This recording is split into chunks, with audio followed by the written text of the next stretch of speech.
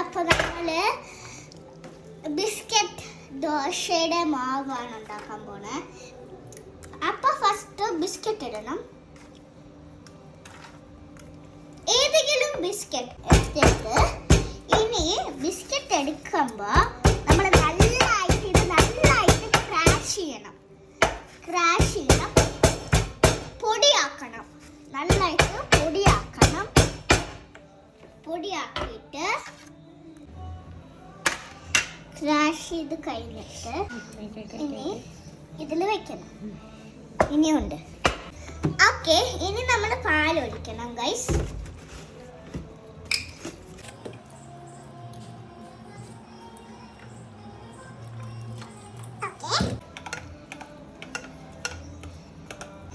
Mix ചെയ്ത് കഴിഞ്ഞിട്ട് നമ്മൾ മുട്ട ഇടണം ഗൈസ്. മുട്ട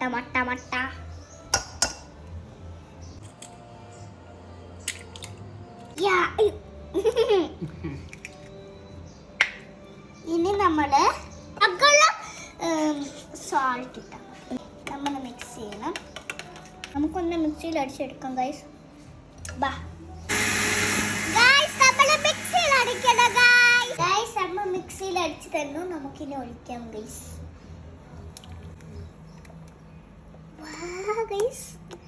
കണ്ടത് ഗൈസ്. Okay wait. പക്ഷേ ഇത് ആരാ വരുന്നത്? അപ്പൊ ഇത് ബിസ്ക്കറ്റ് ജ്യൂസിന്റെ പോലെ ഉണ്ട്. നമ്മളുടെ ദോശ മാവ് റെഡിയായി.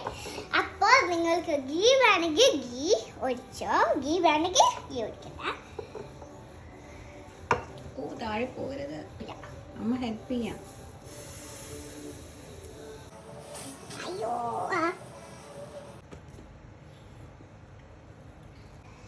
ഈ ദോശ റെഡി ആവുമ്പോൾ നമ്മൾ കഴിക്കും. അപ്പോൾ നമ്മൾ ഷോ ചെയ്യും നിങ്ങൾക്ക് guys. So by.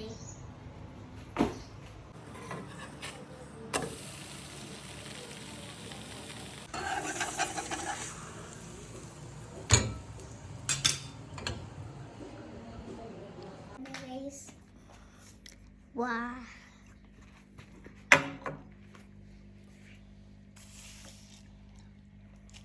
Just guys, try to open up. Okay. Bye.